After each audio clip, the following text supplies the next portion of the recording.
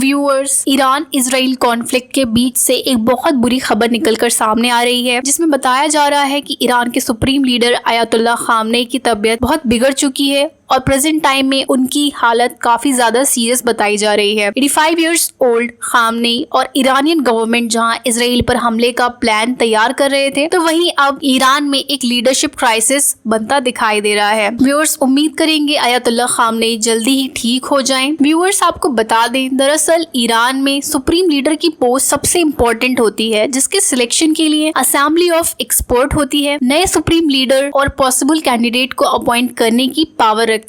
Iran के supreme leader को select करने के लिए उसके अंदर कुछ काबिलियत होनी चाहिए, जिसके अकॉर्डिंग एक सॉलिड रिलीजियस स्टैंडिंग होनी चाहिए, जैसे सीनियर क्लरिक्स भी अप्रूव करते हैं। उसके पास एक मजबूत पॉलिटिकल एक्सपीरियंस होना चाहिए, जिसमें किसी तरह का कोई स्कैंडल ना हो जिससे उसकी इमेज खराब हो। उसका विजन रेवोल्यूशनरी होना चाहिए, जिसे ईरान की रेवोल्यूशनरी गार्ड फोर्स के द्वारा भी रिस्पेक्ट किया जा सके। ऐसे में इन सभी योग्यताओं पे जो खड़ा उतर सके, ईरान के अंदर ऐसे लीडर्स बेहद कम हैं। हालांकि पहले ये माना जा रहा था कि ईरान के पूर्व प्रेसिडेंट इब्राहिम रईसी इस काबिल थे, जो कि खामनेई के बाद ईरान के सुप्रीम लीडर बन सकते थे, लेकिन उनकी अचानक से डेथ के बाद अब इस रेस में से उनका नाम हट चुका है और जो नाम सामने आ रहा है उनमें सबसे आगे हैं अली खामनेई के बेटे मुस्तफा खामनेई, जो कि एक शिया क्लरिक हैं और इनके पास ईरान इराक जंग में लड़ने का एक्सपीरियंस भी है। ये ईरान की बासिज मिलिशिया को कंट्रोल करते हैं और करंट सुप्रीम लीडर के बेटे होने के नाते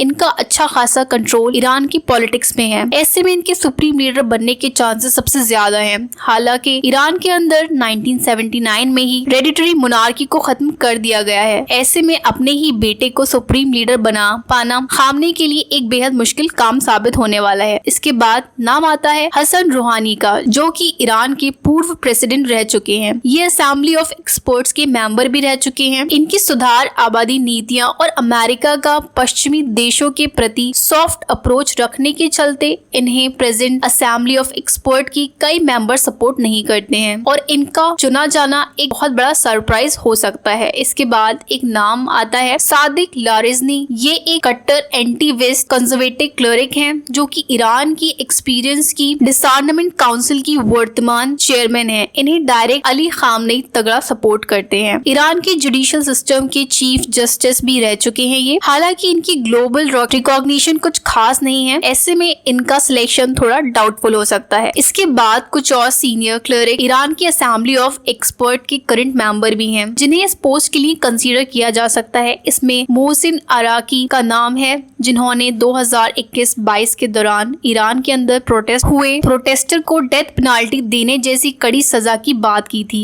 इसके बाद अली रजा आरफी और मोहम्मद मेहदी नीर बागरी जैसे सीनियर क्लरिक्स भी लाइन में मौजूद हैं। और मान लीजिए अगर अली खामनेई के बाद जल्द ही किसी और को सुप्रीम लीडर बनने पर फैसला नहीं हो पाता है, तो फिर ऐसे में ईरान की रेवोल्यूशनरी गार्ड फोर्स देश की भागदौड़ कुछ समय के लिए अपने हाथों में ले सकती है, वरना अमेरिका जैसे पश्चिमी देश इस मौके का फायदा उठाते हुए ईरान के अंदर पॉलिटिकल बदलाव लाने के लिए विद्रोह की आग भड़का सकते हैं, जैसे कि उन्होंने बांग्लादेश के अंदर किया था। हालांकि ये बहुत दूर की बात है, लेकिन पावर और पॉलिटिक्स में कुछ भी हो सकता है और ईरान, जो कि एक अगला न्यूक्लियर पावर देश बन सकता है, जिसके पास एक बहुत बड़ी फौज है और जिसकी Islamic world wide middle east में एक बेहद प्रभावशाली पोजीशन है, जिसके चलते पॉलिटिक्स में इंटरफेयर करने के लिए दुनिया के बड़े बड़े देश तैयार बैठे हैं। फिलहाल आपका इस बारे में क्या कहना है? अपनी राय का इजहार कॉमेंट सेक्शन में जरूर करें। मिलते हैं नेक्स्ट वीडियो में, तब तक के लिए अल्लाह हाफिज।